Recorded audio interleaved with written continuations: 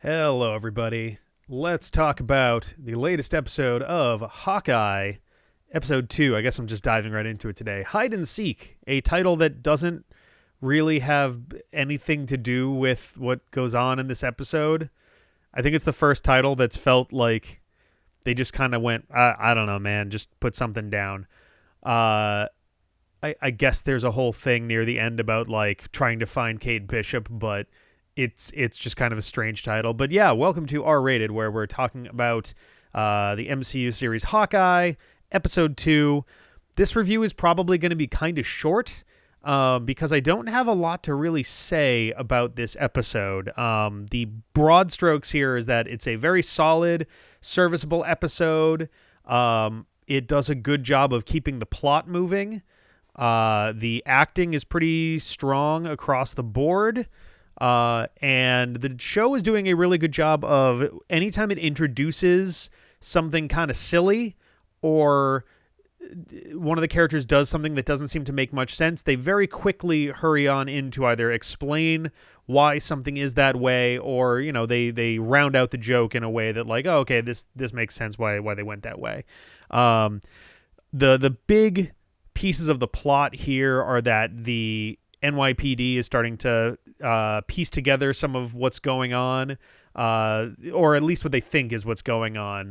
The Ronin is now being investigated as the possible murderer of Armand Duquesne, which makes sense. In the first episode, I was kind of surprised that this didn't come up because, Kate was looking super suspicious, like hovering over the body and then leaving the area, and he was pretty obviously killed with a sword.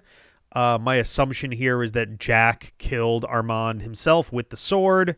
The reasons why I'm a little unsure, other than just like he didn't respect me or something. This episode actually makes it clear too that Armand is Jack's uncle. It wasn't super clear before what their relationship was, other than probably family. So Jack is, or was, he's still... Armand was Jack's uncle. I was going to say Jack was Armand's nephew, but he's still his nephew. Armand's just dead, so whatever. But yeah, so there's not a ton to talk about here. Like I said, the characterization is pretty solid. Clint is just so tired, both in terms of his past creeping back in. He's obviously not a big fan of. He just wants to spend the holidays with his family. And also he's visibly getting kind of upset under the surface about his legacy, not just in terms of like, not in this, a lot of times when there's a character in one of these things that's like concerned about their legacy, it's about, I want to leave behind something that yada yada. This is more him being like, I don't like the celebrity status that has come along with this. Like, he's used to being essentially a super spy, of sorts, and a soldier for S.H.I.E.L.D. and all of these things, and suddenly he's been thrust into the limelight. Even if he wanted to keep working with S.H.I.E.L.D., that's kind of impossible at this point because everybody knows who he is. And we see in this episode that like everybody kind of recognizes him by face and stuff too, so like he doesn't really have the option of not being a celebrity anymore. And what bothers him the most seems to be what people expect of him and his past. Like, he's this big, shiny superhero, and he's like, I don't really care about that. I'm not trying to sell anything. I don't have a brand. I just want to live my life and not have this be a whole thing, which Kate is pretty blunt about, that's not really an option, and even if he's not trying to sell something, he implicitly is, which is kind of true, I guess. Kate is appropriately very, like, frazzled at the start of the episode. She is, like, simultaneously starstruck because she's meeting Hawkeye, her favorite Avenger, as she tells him later. Also, really, she might be just literally in shock when they go back to her apartment in between all the events that happened during the course of that day, and also... meeting Hawkeye and getting assaulted by the Tracksuit Mafia, which is, I guess, their actual name. That's weird. And she's, obviously just kind of like a little, out of sorts, I guess, to start this one out. she can be kind of blunt and mean in a lot of ways. She winds up texting, so she gets Clint's number later in the episode in case of emergency, and she tries to text him at one point and is like, don't ignore oh God, how does she say it? She basically says like, hey, I need to talk unless you're hanging out with friends, which don't pretend like, but don't pretend like you've got any or something like that. It's like, that's rough, especially given like he was kind of clear about the fact he was trying to get home to his family too. But I don't know. She's also a terrible liar throughout the course of these 2 episodes. Anytime she gets caught in a lie or has to make shit up, it's weird because like there's a disconnect. She thinks very well on her feet in terms of her actions, and then as soon as she has to like say stuff, she is immediately like tripping over herself. Happened during the black market auction. It happened when she had to pretend to be a pizza delivery person to get into her aunt's apartment building. She does the same thing on the phone with the cop. Like, she's just really not good at talking her way out of things. But she's very good at like thinking on her feet in terms of actions, which I think kind of blends well with that like the parkour stuff we were looking at earlier, where she is very like eager and ready to jump into a tricky situation physically, but as soon as she's got to like think and speak and like get her way out of things that way, it starts to fall apart. So I think that's kind of an interesting characterization that she has going on. I think that the actress that plays Lila, and I don't know her name off the top of my head, is overacting a teeny bit. And I didn't wind up looking up, her acting history, if she's done other stuff. She acts in a way that feels like a stage show, like a little bit more exaggerated and enunciated tone and physicality and things, like the way that she speaks and like carries herself and stuff makes a lot of sense for like a stage show where you do want to have a bit of exaggeration because you're playing to a huge audience in those circumstances and you want to have like a bit more action and a bit more stuff going on so that audiences are able to see and hear, what you're going for a little easier. But when you're in a, movie or a TV show, the camera is doing a lot of that work for you, so you can have much more subtle and nuanced expressions and tone and things like that. And she's not bad with it, but like we've got the actor playing Nate, who does a pretty decent job of just being a kid. I'm sure that was probably a pretty natural sort of thing for him. And you get the one that's playing Cooper, who seems a lot more relaxed on camera, and a little bit more natural for the most part. And yeah, I don't know. I think it might be something that changes over the course of the show. I don't know, but that just kind of stood out to me at one point in there. At the end of the episode, we actually wind up very briefly meeting who I believe to be Echo. I think that's Echo, which is an interesting pileup of stuff here. So first of all, we've got, I'm going to pronounce her name wrong. I feel so bad. Alaqua Cox, who is a deaf indigenous amputee, which is like a whole collection of interesting things going on there. And Echo, the character, is also deaf. So this is actually our second deaf actor playing a deaf character in the MCU, which is pretty neat. And what I find very interesting about the character of Echo, I did a teeny bit of looking her up because I'm not super familiar with her from the comics, but in the 2000s she actually did become Ronin for a while, which is interesting, and I'm curious if that's going to be a carryover at the end of this show going into, apparently Echo is getting her own spin-off series. And in addition to that, in the comics, she is apparently the daughter of Kingpin. Or I think it's adoptive daughter of Kingpin because her father gets killed. But I was like, okay. So that's interesting. I'm curious if that's going to be something that actually comes up here, either in terms of a reference, or are we going to see Kingpin, or what? Because it is certainly the first potential opportunity to weave any of the Netflix shows back in if they are going to stay canon, or to reestablish them and fully canonize parts of it. Like if they brought in some of these characters, and reestablish them in a way that's like, okay, the Netflix shows are not canon. We're keeping the actors. We're going to do basically the same thing that the Incredible Hulk did in terms of the Hulk 2003 movie, where the 2003 Hulk movie by Ang Lee is not canon to the MCU, but the Incredible Hulk from 2008, pretty, it definitely skims over the same backstory of the Hulk that Ang Lee's version covered. Now, granted, it's obviously not the same version of the character. Granted, I guess we never really hear about Bruce's dad, so maybe it is. Maybe his dad was just a wacky dude who turned into a storm cloud. Anyway, point being, I'll be very curious to see if Echo is actually connected to Kingpin in any way in the show here. I haven't seen the third episode yet. I'm going to see the third episode before tomorrow's review. So maybe there's more that's going on here. I feel like the show has a pretty good balance on quips and adorable interactions and things, because there are ways to get overly quippy, and I think what's making it work in this show, because it is a little quippy, especially Kate. Kate is pretty quippy in a way we haven't seen lately, and I think what makes it work with Kate is that she's not super confident in those quips for the most part.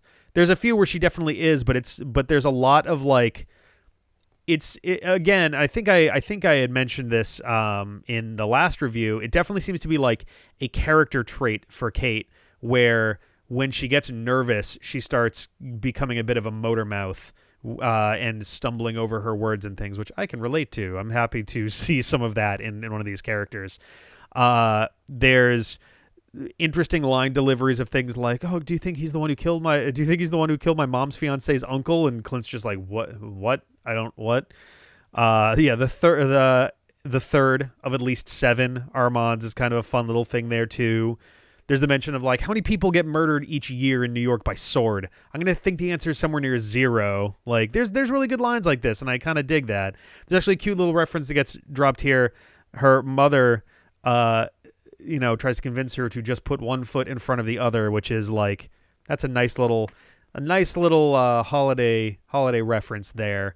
To which one is that from? Is that from Rudolph?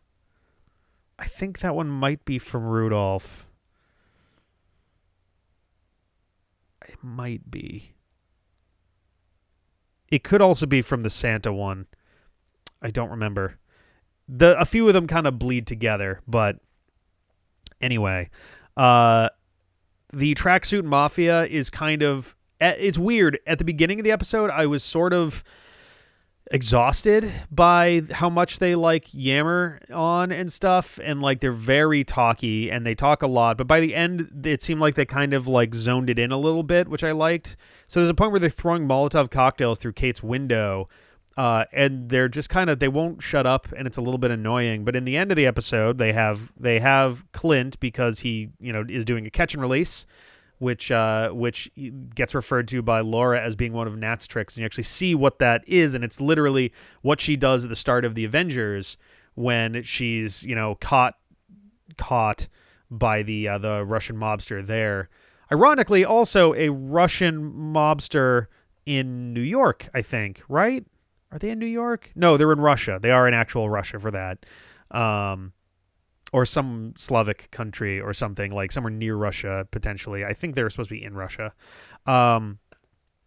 But as they have him captured, he kind of just casually breaks himself out, and they start being like, no, you're looking at me. You're looking at me. You're not talking to him. You're looking at me. Like, hey, we're talking, like, where's Kate Bishop? Where's Kate Bishop? She falls through. One of them says, "Bro, I found her." Just like, all right, that's kind of funny. I think that was kind of a cute thing. It grew on me. I wasn't expecting to like them by the end of the episode, but I actually was okay with it. We will see if that continues. They may wear out that welcome very quickly. I don't know. Pizza Dog is adorable. I can't say anything bad about Pizza Dog. And I really like, okay, so I don't know how common this is in New York. I've only been to New York a couple times, like just walking around the city, and I didn't really notice much of this myself there, but I don't know. There's a point where Clint and Kate are walking and talking, and a kid goes, it's a superhero, and he turns around expecting the kid to be talking about him, and the kid runs past him to a bunch of like people dressed up as superheroes, and it's unclear if it's like a mascot thing, or if it's a convention style thing, or if it's just people cosplaying or what. But he runs over and wants to take pictures with the superheroes and stuff. And Kate looks at the one with the bow and arrow, and it's like, and it's a woman in like a bow and arrow gear and stuff, and it says, "Oh, hey, see there, that one right there is you." And Clint's like, "No, that's Katniss Everdeen," which is a nice little kind of self jab there, considering there was like in the late 2000s to the early 2010s, there was suddenly an abundance of popular Archer characters, because you had Hawkeye, you had Katniss Everdeen, you had Merida. I feel like I'm missing one more big one. And I mean, even going into the end of 2010s, I think the most iconic shot that we have of Link from Breath of the Wild is him, with a bow and arrow as well. So a lot of popular archery sort of stuff going on at that time. So I thought the Katniss Everdeen thing was kind of neat. On the flip side of things, Jack makes me so uncomfortable every time he's on screen, and I get that it's partly them trying to drive home that he's not a good guy, but like they don't need to go this far with it. It's really overselling this character as being not such a good guy. He keeps calling Kate Katie, which annoys her, and when she corrects him, it annoys him. And he says weird shit, referring to his uncle. "We had a special relationship," which is like, what? Don't say that. He apparently bought a book about being a stepdad and very creepily armchair psychologizes at Kate. And it's like, what is... and he's like telling Eleanor about Kate in front of Kate about like how she's feeling and things. And it's like, please stop. Please stop this. And like, it's at one point they wind up having dinner, and Kate goads Jack into getting his fencing gear, because basically she's noticed that he seems to be a bit of a sword buff, and he saw that Jack was interested in the Ronin sword as well, and knows that Armand was killed with a sword, and she's trying to like put some pieces together here, and she winds up kind of bragging about that she was a 2-time state champion at fencing, and basically Jack seems to not be super like, he seems to be playing a version of himself who's just a guy who likes swords. It's like, they're cool, but he knows a bit about swords, and she's not convinced that he's not much more knowledgeable than he is, and so she challenges him to a fencing contest, and she gets 2 strikes in and is convinced that he's letting her win. So after the third, volley that they have between each other, he takes off his headgear and is like, yeah, this is, you're just beating me. And he turns and looks at Eleanor, at which point Kate goes for a strike to his head, which he, while like not looking, just effortlessly swings and knocks it away and disarms her in like a single motion. And she outright calls this out as being like, I caught him in a lie. Like, he visibly is much more knowledgeable about this than he claims to be. And he actually owns that too. He actually says, to be fair, I did downplay my skill and repeatedly lie about it, which is like, what is going on here? This is such a strange interaction. And the capstone to this whole sequence here is that he actually has one of Armand III's monogrammed butterscotches, which don't make sense for him to have unless he was over that house recently. So it's like, he's presumably the guy who did this. And he did see Kate's eyes in the Ronin costumes. The question is, does he know that Kate was the Ronin and is like playing games here to try to catch her off guard? I think it's a possibility. He did look her right in the eyes, and like, I feel like if you see someone let's like fully mask except their eyes, and it's someone you know personally, you're gonna recognize their eyes. Like that's gonna be something that they pick up on pretty quickly. And they looked at each other for like a good second or two. So I think Jack knows. I think he knows what's going on. He's so fucking creepy though, and I cannot wait to see him go down in like whatever manner it happens. There's a bit of weirdness with this episode. There's like the fire effect when the apartment's on fire is like really obvious green screen fire effect CGI overlay stuff. There's a Rogers the Musical commercial on TV. You don't hear it, but you see it on a TV in the background, and the effect looks really strange. And it's like, I feel like if you knew that Rogers the Musical was going to be a thing, make an actual commercial. And I want to say put it on this old CRT TV, but also if you've ever tried filming a CRT TV, you can actually usually see the refresh rate on a TV. It's actually really not easy to record that. And it's this whole thing about how frame rates work and how shutter speeds work and refresh rates on TVs, especially CRT TVs. It's a long technical thing, but even as I'm thinking like, wow, that effect looked kind of cheap, it's like, yeah, that effect would also be kind of hard to do right in the first place without it being a technical nightmare. So I guess I can see why they did it that way. There's also closing credits.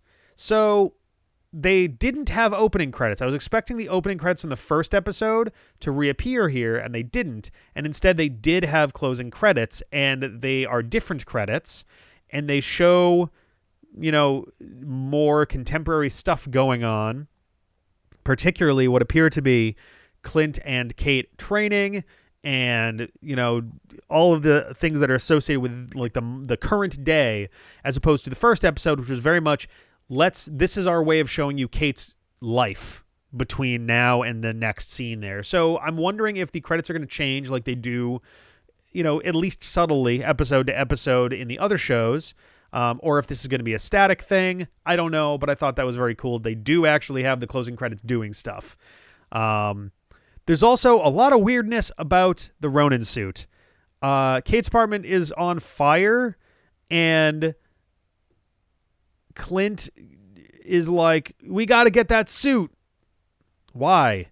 Let it burn. Or even better, because the issue winds up being, he's like, I got to come back for this suit later. Like, he says, don't worry about the suit, I'm going to come back for it later, which is like, again, why? But he presumably will want to destroy this suit, so why not, like, go and grab it real quick and put it in the fire? Like, really make sure that it's on fire. I'm not convinced that he couldn't have managed to, like, get it out of there in some way, to be honest. Like, kick something over, I don't know. It was weak. I don't know. And then he goes and drops the Ronin suit off in a locker. And at first blush, I'm like, one, why? Why are you doing this? Keep it on you until you have this situation dealt with. But then he says he's going to do the catch and release thing, which is like, okay. My assumption was going to be he was going to put it in the locker, come back for it later, and it's going to be gone. But instead, I'm going to put this in the locker with this huge lock. And, and then I'm going to go and get myself caught. And then once I've dealt with that, I will come back for this. It might still wind up being gone, but hopefully it'll still be there. We'll see. But it makes more sense why this all is being done the way it is. And like I said, this episode does a good job of anything it introduces that's kind of weak, it then explains and it's like, okay, all right, fine. There's this whole little subplot about the New York City LARPers, which comes out of nowhere. And these LARPers are mostly cops and firefighters, which is, one, just interesting in general. Two, the assortment of people that we see LARPing for this, I don't know if I would believe being primarily cops and firefighters. They seem like LARPers. They don't seem like, cops and firefighters. I know LARPers. I've never gone LARPing myself. I've always wanted to. But the LARPing scene is sort of strange. It feels like something I would more expect for a Green Arrow plotline than for a Hawkeye plotline, and that's got more to do with just Green Arrow's aesthetic. Not the CW verse Arrow, but the more traditional kind of comic book Arrow, Green Arrow. some of this stuff, I'm like, this can't be how this actually works. Like, all right, you sign up and then you receive an entire produced scroll for your character sheet. Like, that's a lot of fucking work for people who may or may not show up to this event and need a character sheet. That was very surprising. And then there's also, like, they give him some rudimentary armor and a sword. It's like, do LARPs normally have spare stuff like that just to hand out to people? Like, they might. I'd be very surprised if any of these events were like had a sign-up table right out front, as opposed to sign up online and like meet a few folks before the event begins kind of thing. Also, the sparring as he's like approaching is, I know that, so when you're LARPing and you're just kind of casually doing that stuff, you're not out for blood as you're doing little sparring stuff, but like the sparring is so like fakely slow, and it's like nothing is being achieved for this. It does the movie trope thing of like, let's play up that LARPing is elaborate pretend fighting, but we're going to really emphasize the pretend part of it and the make-believe aspect, because like they keep hammering home, it's like, we got to make it look real, man. We can't just do it like this. And it's like, okay. I need to go back and watch Role Models. Role Models actually had a pretty decent, like the LARPing bit wasn't even a subplot. It was like a legit, like major piece of the overall plot of the movie. And it felt like they actually did it pretty well, generally speaking. This one is like kind of weak. It's neat that they have it there. It just feels a little awkwardly done. Because then he finds this guy Grills, who is a firefighter or a cop. I guess it could have been either. Who stole the Ronin suit and uses it as his new armor in his LARP. And essentially Clint goes through, and they have this cute, and again, they did a weird thing and then they kind of made it work. They had this cute action sequence that was all slow-mo of Clint Barton having a LARP sword fight with a bunch of LARPers and stuff. And it's like, it's done in a way where it's obviously kind of tongue-in-cheek, making itself look vaguely like fights in the MCU do, which I'm like, okay, all right, this is kind of fun. And then he comes up on Grills, and essentially Grills is like, he offers Grills like, all right, one of two things is going to happen. I'm either going to hit you with this fake sword and you're going to fake die and you're going to give me the suit, or I'm going to hit you with my real fist and you're going to real fall down and then you're going to give me the suit. And he's like, I'll give you the suit. I want you to lose to me. And he's like, what? And he's like, come on, I know who you are. You're an Avenger. It'd be really cool to take you down in one of these LARPs, and then I will just give you the suit back. And he's like, all right, fine. And they have this like circle for trial by combat, and it's over in like 30 seconds. Like, not like I'm expecting, like it's, I think one of the big kind of themes here they're kind of running with is that Clint is so tired with all this that he's kind of the metaphorical Grinch of all of this. And Grills later is like, come on, did you have fun? And he was like, I'm glad I did it. And it's like, okay, all right, that's something. I want him to have more fun. I want him to enjoy at least a piece of this. And it would have been cool to have a little bit more of a fight there. But he was like, I'm going to do whatever is necessary to just get through this and get my suit back. But he does get his suit, and it's in a locker at the end of the episode. Yeah, I think that all in all, this stuff was fun. There's some little side beats that were pretty neat. I thought the LARPing, like, again, seemed ridiculous, and then by the end was like, okay, they actually kind of made this work in its own way. And then at the very end, we meet Echo. She's like hanging out in a room full of speakers. I'm sure that'll be a thing that we, figure out more about later or something. I don't know. But maybe she just wants to feel the vibrations, I guess. But yeah, at the end of this, we have Clint and Kate tied up to meet Echo, presumably. And I'll be very curious to see how that goes from there. Like I said, I don't have a lot to say about this episode. I'm kind of already done. It's weird. I think that this was more stably solid of an episode than the last one, but again, it doesn't have as many highlights either. So I'm going to give this episode a 7, like I did the last episode. They're very comparable. They've got different highs and lows. So 7 is kind of where I put like, yeah, that was a good thing. Like 5 is more down the middle of like almost ambivalent. 7 is kind of where I'd put stuff where I'm like, yeah, that was good. That was good. I liked it. It was solid. I don't have too many complaints.